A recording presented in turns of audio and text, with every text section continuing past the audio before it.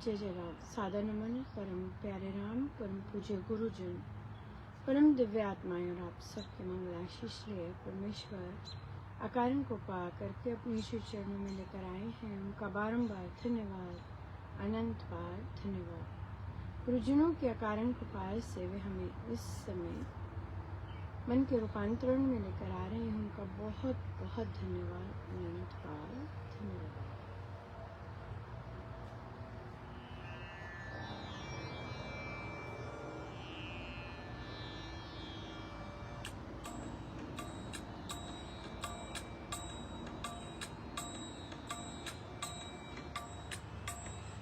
किसी से राग नहीं, किसी से द्वेष नहीं, किसी से राग नहीं, किसी से द्वेष नहीं।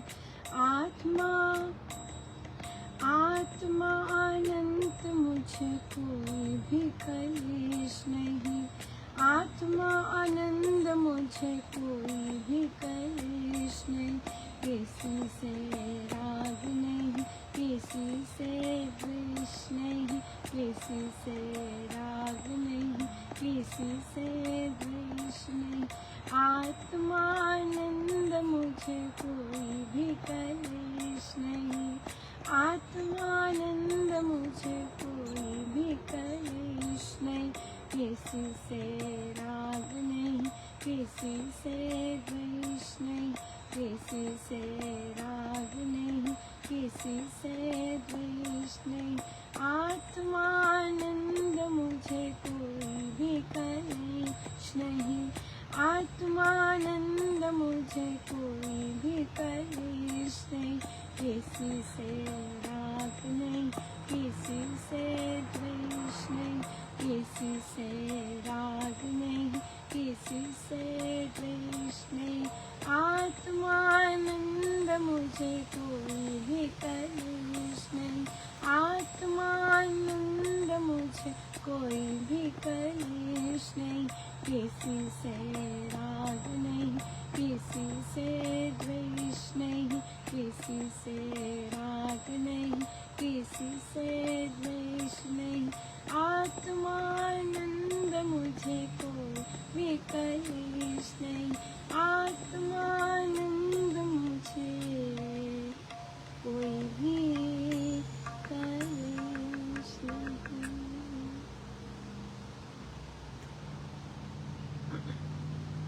श्री प्रवचन पृष्ठ 117। संत जन स्पर्श से, देखने से तथा ध्यान से दूसरे के अंदर तरंग पैदा कर देते हैं। सूक्ष्म जगत में दीक्षा 3 प्रकार से होती है।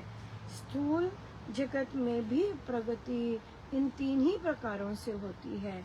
ऐसे ही बुराई भी 3 प्रकार से आती है।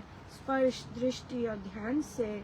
कभी कभी संगी साथी भी बुद्धि को बिगाड़ देते हैं और अनादर पैदा कराकर उसकी हानि का कारण बनते हैं।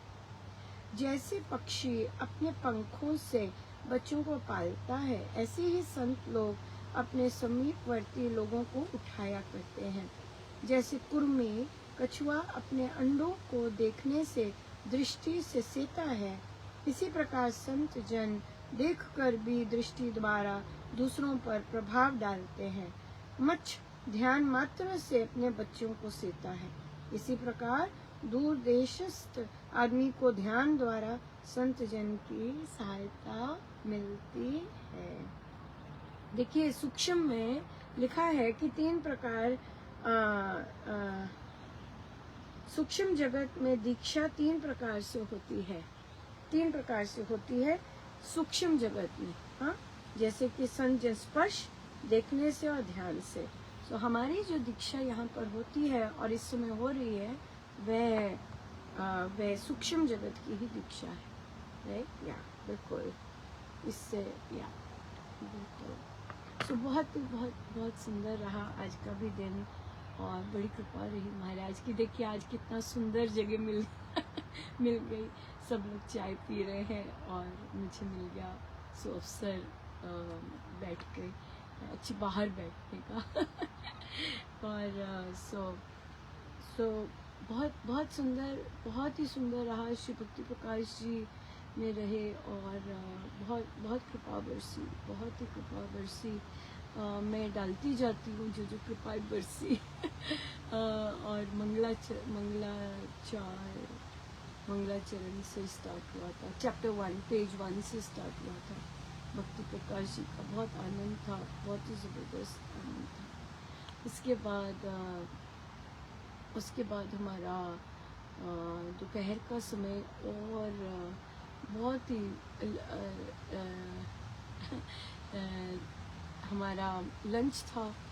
तो महाराज बड़ी कृपा कर रहे, भोजन के समय ज़रूर आते और मुझे भावुक हो गई। मैंने कहा महाराज आप मुझे इतना पैम्पर क्यों कर रहे हैं? मैंने आप इतना पैम्पर कर रहे। तो महाराज बोले पर तुम माँ के घर आई, तो तुम माँ के घर आई है ना, तो इसलिए तो ऐसे करती है माँ, है ना। तो महाराज जैसी माँ तो सॉरी, बहुत कुछ मैं भोजन डाल रही थी और तो मैंने मीठा नहीं डाला। तो मुझे तत्काल बोलते हैं तूने मीठा क्यों नहीं लिया? तो मैंने नहीं लिया। तो कहते तूने मीठा क्यों नहीं लिया? तो इतना ज़्यादा बहुत कृपा बरसाते, बहुत ही ज़्यादा। देखिए मंजीरें बजा रही थी तो मुझे मंजीरों में आए वे मंजीरों में बज रहे हैं, वे ही मंजीरों में हैं और मंजीरें बज रहे हैं। तो मुझे 2 दिन हो गए, तो जिस तरह मैं पकड़ती थी मंजीरें तो उससे वो हो जाता है। तो मुझे अभी अमृतवाणी जी में मुझे कहते हैं इसके आगे गांठ बांध। तो मैंने गांठ बांधी तो वो पकड़ के फिर बजाए तो बड़े अच्छे रहे और अलग ढंग से बजे फिर। तो बड़ी बहुत कृपारी। देखिए एक चीज़ में सब कुछ वही करते हैं और सब कुछ वही बताते हैं। तो बहुत सुंदर है, बहुत ही सुंदर। तो हमारा मौन भी होता है, बहुत आनंद था और थोड़ा देर रेस्ट करके फिर बाहर मौसम बहुत अच्छा है, गर्म है। वैसे पहले दिखा रहा था बारिश है पर अब हुई नहीं, अभी कल होगी शायद, मेरे ख्याल से, पता नहीं। सो फिर भगवान श्री दक्षिणामूर्ति के, तो मेरे अंदर कोई और भजन चल रहा था तो मुझे था कि प्रभु को यही अर्पण। तो जब मैं तैयार नहीं करके बैठती तो जो प्रभु को पसंद है वो तो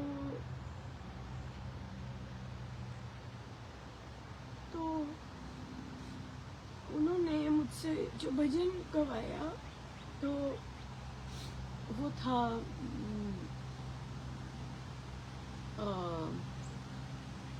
जिनके हृदय श्री राम बसे। तो उसमें आता है कि उसमें पैराग्राफ्स हैं कि जिनको गुरु मेरे पास अभी शब्द नहीं है, लेकिन उसमें ये था कि मंत्र के देव प्रकटते हैं और फिर एक ही मंत्र, सब मंत्र उसी में समाये होते हैं। और जब मैं ये गा रही थी मुझे एकदम उन्होंने अपनी उपस्थिति दी, भगवान श्री दक्षिणामूर्ति, भगवान शिव, हाँ भगवान शिव। तो कि महाराज ने वो कथा सुनाई है कि भगवान ने जब अमृत मंथन हुआ था तो उन्होंने सारे मंत्र डिस्ट्रीब्यूट कर दिए थे और जो मूल मंत्र था राम, वे अपने पास रखा। और मैंने जब और फिर उसमें ये भी था कि राम में ही सब देवी देवता समाये हैं। तो मैं उनकी तरफ देख रही थी कि वो देव है, महादेव है। लेकिन उन्होंने भजन समाप्ति पर उन्होंने अपना इतना सुंदर स्पर्श देकर मानो कि भजन साक्षात स्वीकार किया कि उन्हीं का पसंद का था। और फिर उनका इतना सुंदर, बहुत ही कृपा बरसी, बहुत ज़्यादा, बहुत ही ज़्यादा। सो देखिए, अब हमें भी पता चल गया कि भगवान दक्षिणामूर्ति को कौन सा भजन पसंद है। सो उसके बाद फिर हम आए यहाँ पर बैठक के लिए। यहाँ पे हर बैठक के पहले भजन होते हैं 2 सबको, हर कोई चूज करके नहीं बिठाते, जिनको निकालना होता है बस वही चूज किए होते, बाकी चूज करके नहीं बिठाते। तो जब श्री अमृतवाणी जी आरंभ हुई तो फिर भगवान दक्षिणामूर्ति फिर से प्रगटे और फिर वे श्री अमृतवाणी जी में पधारे।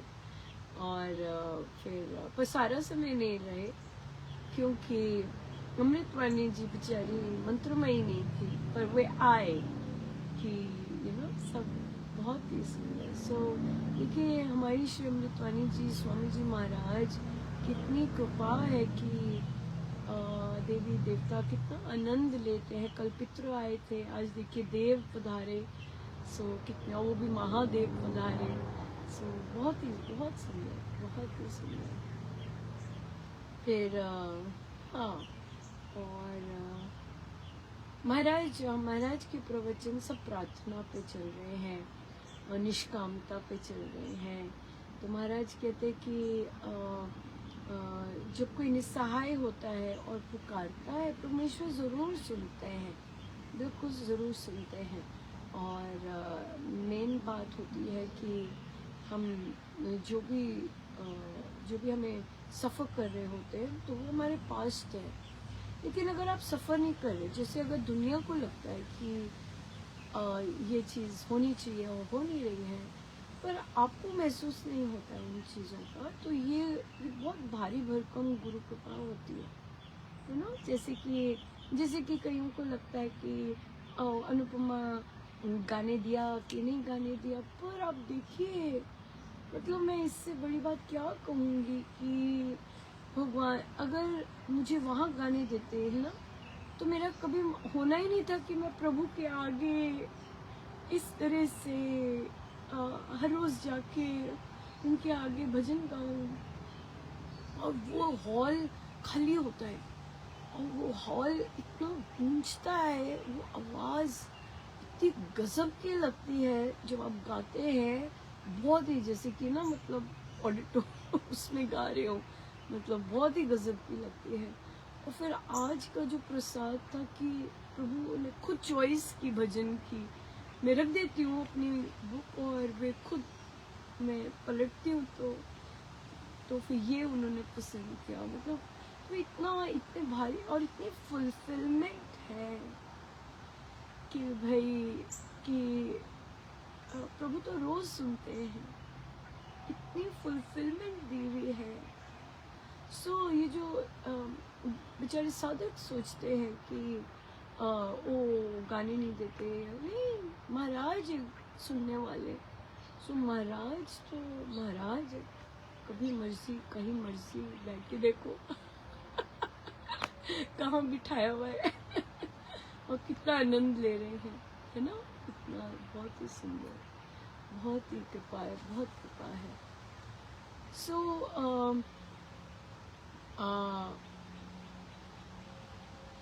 ये टॉक में बैठने से पहले महाराज इस तरह की बात ला रहे थे, तो मैं ये कर रही हूँ। अक्सर जब कहीं कोई जब झुकने की बात आती है, राइट, तो मुझे बहुत नॉर्मल, जैसे हमारी बैठकी भी होती है, वहाँ पे भी मुझे कई बार महाराज 3-4 बार झुकना क्या होता है उस पर डिस्कशन होती है कि झुकने का मतलब क्या है। तो महाराज यही अभी चचा बात कर रहे थे कि देखिए, आप सत्संग प्रेमी हैं, राइट, आपको सत्संग अपने जीवन की सबसे सुंदर चीज लगती है, क्या? बाकी तो सब प्रारब्ध है, पर सत्संग, गुरु कृपा, ये सब तो गुरु कृपा है, ये सब कोई प्रारब्ध नहीं है, ये हमेशा ये होना चाहिए, राइट। तो जो चीज प्रारब्ध नहीं है, गुरु कृपा से मिला हुआ है हम सबको सत्संग, तो अगर साधक लोग कहते हैं झुको झुको झुको झुको, तो झुकने का मतलब ये हो गया कि झुकने का मतलब है कि सत्संग बंद कर दो, है ना। सत्संग बंद करने का क्या मतलब हुआ कि झुकने का मतलब तो ये हुआ ही नहीं कि सत्संग बंद कर दो। झुकने का मतलब हुआ कि जो परिस्थिति आई है हम चलते जाए, स्वीकार कर लें और उससे हमें पीड़ा ना हो, है ना। ये चीज आ जाती है सबसे ज्यादा। सो झुकने का मतलब ये नहीं होता कि भाई जो जो धर्म की चीज है, क्योंकि सत्संग धर्म की चीज है ना। सत्संग जाना धर्म की चीज है, बहुत उच्च कोटि के धर्म की चीज है। वो भी हमारा सत्संग जो है, राइट। तो उसमें अगर कोई कहता है कि नहीं जाओ सत्संग, ये झुकना थोड़ी नहीं, तो अधर्म की बात है। सो कॉन्सेप्ट क्लियर नहीं होता तो फिर यहाँ पर फिर गड़बड़ हो जाती है, क्योंकि कॉन्सेप्ट क्लियर नहीं है। झुकने का मतलब ये नहीं है कि दूसरे की बात मान लो। झुकने का मतलब ये है कि विवेक यूज करना है, विवेक यूज करते हैं। विवेक कि भाई धर्म क्या है और अधर्म क्या है, ये संतों से पता चलता है, ये सत्संगति से पता चलता है, राइट। तो इसीलिए जब अक्सर महिलाएं, जो परिवार वाले बोलते हैं ना जाओ सत्संग ना जाओ सत्संग, घर बैठ जाती हैं, सोचती हैं क्लेश नहीं होगा, पर एक्चुअल में वो इसी कारण जीवन में क्लेश ले आती हैं। क्यों? क्योंकि धर्म का रास्ता छोड़ दिया। तो इसी तरह से अगर कहीं संगत ऐसी हो गई है कि उसकी सोच ऐसी हो गई है कि वो कहते हैं सत्संग छोड़ो सत्संग छोड़ो, तो सत्संग से प्रेम तो गुरु करवाते हैं, कोई इंसान तो ही ना कर सकता है प्रेम सत्संग से। सत्संग तो वो गोली है जिसमें रस जो है वो तो परमेश्वर देते हैं। तो कोई साधारण आदमी को कह लो बैठो सत्संग में, उससे बैठा ही नहीं जाएगा, वो तो सुन भी नहीं सकता। तो ये तो सत्संग से प्रेम तो गुरु की देन है, ये गुरु से मिलता है, ये प्रारब्ध ये सब नहीं होता। तो सत्संग जो गुरु से चीज मिली है उसको अगर संसार बोलता है कि भाई छोड़ दो, तो वो धर्म की बात नहीं बोलते, विवेक यूज करना चाहिए कि झुकना कहाँ होता है, धर्म क्या है, धर्म के आगे झुकते हैं, परिस्थिति आगे झुकते, झुक गए जी, झुक गए, ठीक है। वहाँ पे आप देखो ना देखो, बात करो ना करो, सेवा दो ना दो, कोई फर्क ही नहीं पड़ता, गुरु देने वाले हैं सेवा, राइट। तो जब ये कॉन्सेप्ट क्लियर हो जाता है कि सेवा गुरु देने वाले हैं, सेवा तो गुरु से आती है, सत्संग गुरु से मिलता है, सब कुछ प्रभु से मिलता है। सो फिर कोई डाउट ही नहीं रह जाता, बिल्कुल नहीं डाउट रह जाता। तो जो सत्संगति होती है वो विवेक देती है कि धर्म क्या है, अधर्म क्या है, और यूं ही नहीं मान लेना चाहिए। सारा संसार एक तरफ हो जाए तो होने दो, इसमें क्या हो गया, लेकिन आप आनंदित है, आपका बहुत कृपा बरस, बहुत कृपा है, बहुत कृपा है महाराज का, बहुत बहुत धन्यवाद। मेरे पास शब्द नहीं है उनका धन्यवाद, मेरे कोई शब्द नहीं है, बहुत सब पर कृपा बरसे, सबको महसूस भी हो रही होगी कृपा।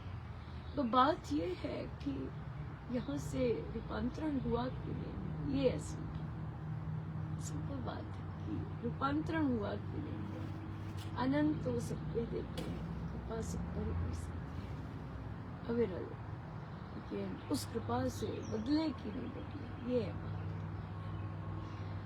सो बहुत बहुत धन्यवाद गुरुजनों का। देखिए आज कितना समय भी लिया उन्होंने आराम से दे दिया, बहुत सुंदर। मुझे कहते हैं, देखिए जब महाराज हर बैठक में इतनी कृपा बरसा रहे होते हैं, तो मुझे कहीं से कोई बात कर रहा था कि महाराज के जाना है, मुझे एकदम मुझे महाराज कहते तो आई नहीं देखिए गुरु चल के आते हैं ना हमारी बैठकों में, सत्संग में गुरु आ रहे हैं उनके तो मैं बंद कमरे में गई थी, अब तो द्वार खुला है, तो मैं गई नहीं, तो अब जाके सो बहुत बहुत धन्यवाद। जय जगन्नाथ। आई सी यू।